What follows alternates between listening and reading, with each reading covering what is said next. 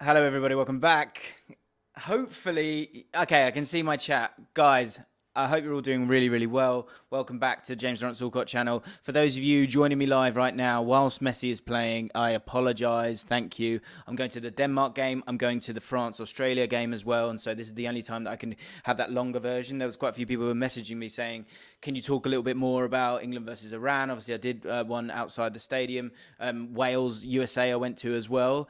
And I just want to talk to you guys because obviously there's a lot going on out here. Hopefully you guys can hear me. Can you hear me, guys? I think that's the important thing as well. Is it bad timing? Yeah, I know it is. I know. But I just wanted to talk to you guys. And I'm trying to get a rhythm in terms of what to do and where to do it. And I'm trying as hard as I can.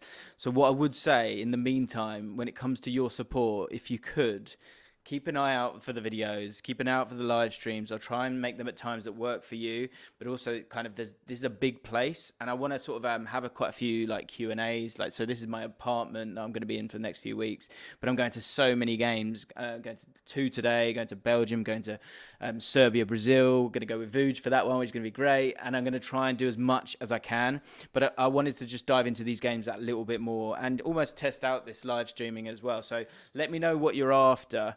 I'm not actually watching the Saudi game at the moment because it's not on this telly. I can't even get it on this telly.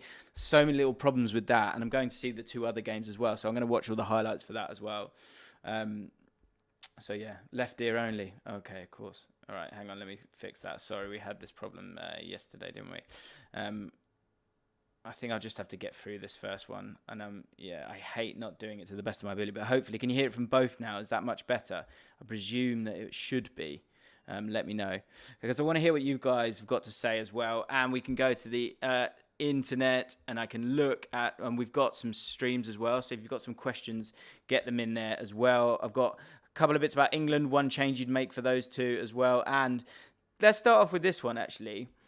Do you trust Harry Maguire? Because I felt like that was a massive, massive talking point in terms of the game yesterday. Loads of little tactical elements, which I'll talk about in just a second. But I do want to talk about Harry Maguire first, because it's amazing how people just won't give someone a moment of peace. Like, this dude has kept going. He's kept playing. And despite so much abuse, like, he wasn't in my starting 11 for the game yesterday. And I think the broad points is, does he offer something to this team? And do I have concerns about the back two? Yeah, I do. You know, 2 centre-backs instead of 3 centre-backs. But at the same time, everyone's been screaming about and getting angry about playing 3 centre-backs. Yesterday, I thought we were brilliant. I thought we had a sort of a restrained cavalierness, if that's even a thing, right? And Harry Maguire's positivity, despite a couple of nervous moments at the start, was really good, right? Really, really good. And set pieces, he offers so much. And I think he's going to be exposed more. And I think the thing I'm struggling with a little bit is just the desire for him to fail. You know, if we're England fans, and some of you guys obviously won't be, and I'm okay with fair critique as well. I feel like I've offered that to him as well. But I thought his passing was great. I thought he had an element of Martinez in terms of the way that he was just marching forward with it, kick-starting attacks, which we're going to have to do against certain teams. And those 2 centre-backs are going to be so important in a back four. And I thought on the ball he was decent. Yes, there are going to be moments down those little channels between the left centre-back and full-back, Shaw, and him. I do have problems with that. But have we got a miles better option? I'm not sure. That's the one. I tell you what, one thing I would say is I'm surprised that, and you guys at the moment saying, so the question being, do you trust him or not? Or is it time to back him? Currently it's 50-50 split on if you trust him or not. I think that's fair. I think that is fair because I think, look, it is Iran. I think we are going to get carried away. But also, 24 hours ago, people were going, oh, you know, English fans are being entitled and suggesting, and I was trying to be positive and going, let's go and beat these teams. We've got good players here. Southgate went positive. You can't take that away from him either. And Harry Maguire, from an offensive point of view, and obviously defensive is crucial, and against better sides, defensive elements are going to be even more crucial. But then the next question becomes, will he even play 2 at the back once we get to, hopefully, the round of 16 and the quarterfinals. Once we play those different sides, he might mix it up because Southgate's never been afraid of that. But the bottom line is Harry Maguire has kept going, and I think he had a good day yesterday. And I think as England supporters, it's important for us to give him a bit of credit when he deserves it. And celebrate the fact that he had a good day. He had a really, really good day yesterday. Getting on the ball, popping the ball, driving the ball forward as well for the team. Just positivity. So strong from corners as well, which I think is a big part of all of this, right? I'm intrigued to see what you have to say in the comments. I get he doesn't turn quickly. That is obviously a concern. But again, I think you take the risk against teams that you're going to dominate. And I don't think we play a back four. I think I've been really, really consistent on that. Let's stick with the positives. Because I thought what was also interesting was that 4-2-3-1 from Gareth was straight off the bat very, very clear in terms of how he wanted to play, what he was looking to do, and looking to be on the front foot. I thought the midfield too were amazing, and I think there's a couple of things that were really important. Saka was so strong for us yesterday, and I think it's one where there's moments where it kind of crystallized in your mind and go, okay, he's a wonderful footballer, but do we... what about this guy? What about that guy? What about the experience of Sterling? What about the, incredible talent of Thogden? Bottom line is the output of Saka is just a bit too much, isn't it? And so people like myself have to accept that, we probably got that one wrong there. And he has to start because what he did in this game in particular was actually he dropped deeper than I thought. I was on the other side of the pitch. So I was on the side where I was seeing Sterling and Mount with great movement. I couldn't see Saka as well, but he's actually dropping deep quite a lot of the time. If you have a look at his touch map, you can go and find it. You can see that actually gets on the ball on the halfway line a hell of a lot more. And Southgate's clearly asked him to get on the ball there, look to turn, and be brave in those moments, and then sort of turn it against the opposition and drive at the opposition. His average position was like not what we see for Arsenal, where he's that little bit higher up. There was that bit more of a congestion on the left-hand side, similar to Arsenal. But Saka, at times, tried to drive in, but overall, probably down to it being a bit of a low block, he actually came and dropped deep a lot of the time. We could show it from the stats here. We were really, really strong. Only 13 shots, I thought was interesting, actually, if I can find it. Oh, it's gone back to this game now. Let me go back to it. Only 13 shots, but overall, it was so impressive. And again, I've got a question coming up, and I want to hear what you've got to say about it, because the next question will be, do you make any changes or do you stick with that same idea, philosophy, setup? Because Declan Rice in this, it says 4-2-3-1 here, but actually Declan Rice was really sitting there and Jude Bellingham was bombing on all the time. You can see on the momentum bar how dominant England were as well. Trippier, quite conservative. He actually touched the ball 24 times in the defensive third.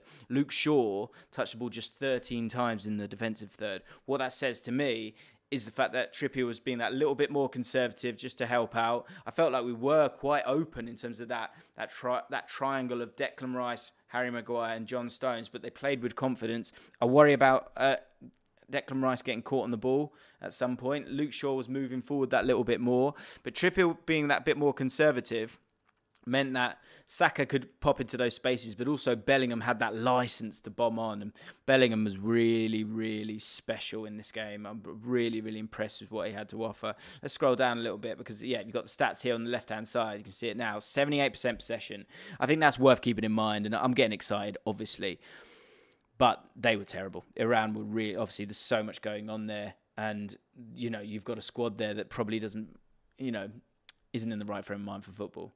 And I think that told. And so we do need to be careful with that. But we took the opportunities. We went for it. The XG 2.11, which is interesting because we scored 6 goals and just 3 big chances, which again shows the finishing was really, really strong from us.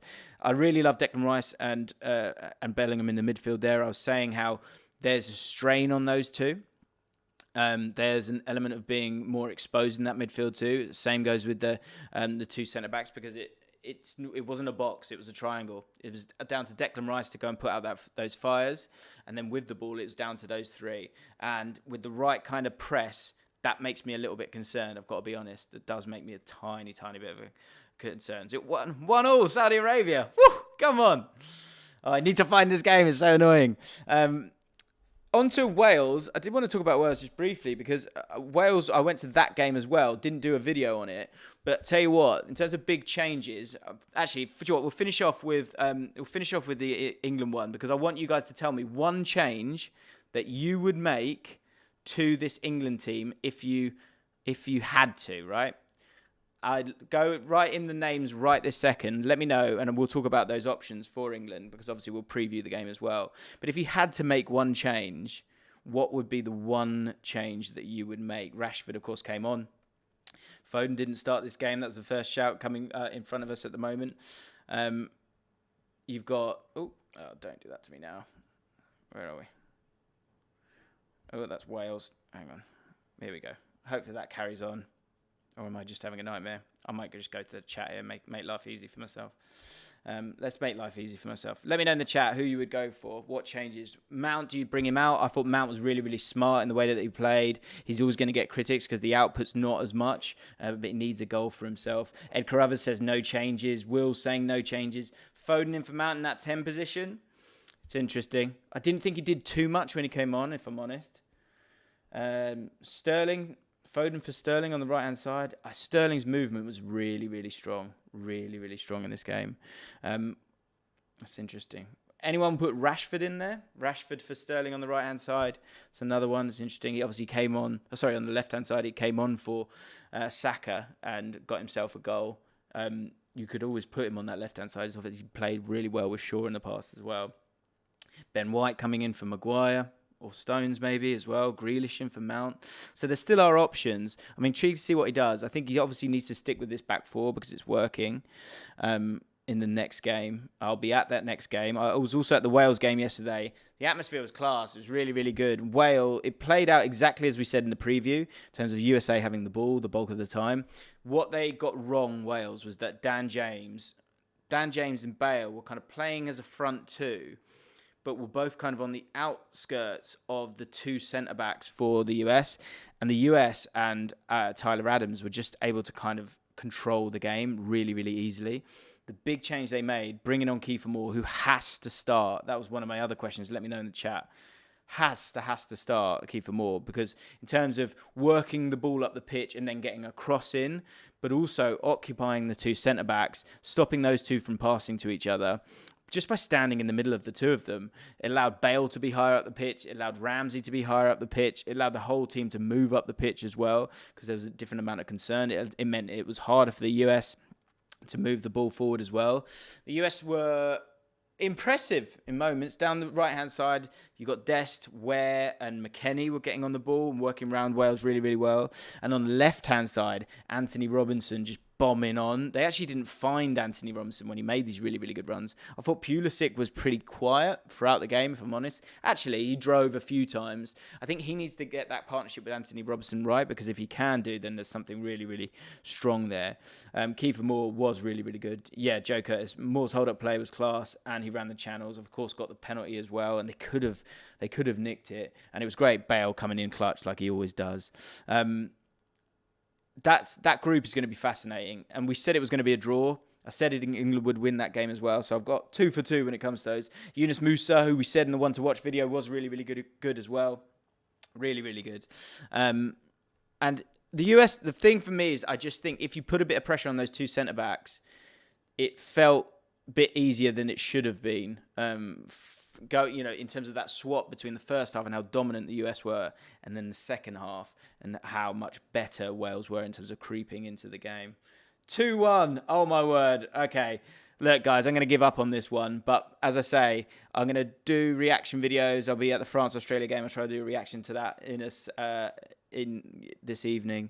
And I'm going to be trying to do as much content as possible. Keep supporting the channel. I hope I'm doing good by you. We'll do some more. When there's not as many games and I'm not going to as many games, I will be right back here and we'll do some kind of chilled out live streams, because I do want to keep talking to you. I want to make the most out of this World Cup. Obviously, so much going on, and I'm experiencing a lot of different things out here that are very interesting, in particular. But we'll keep moving forward. That's all we can do.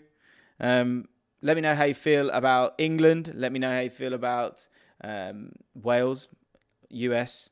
the World Cup as well. I'm going to go and find this game and watch this Argentina game. I'm sorry for streaming this time. As again, love you guys. Stick by me, and I'll stick by you guys.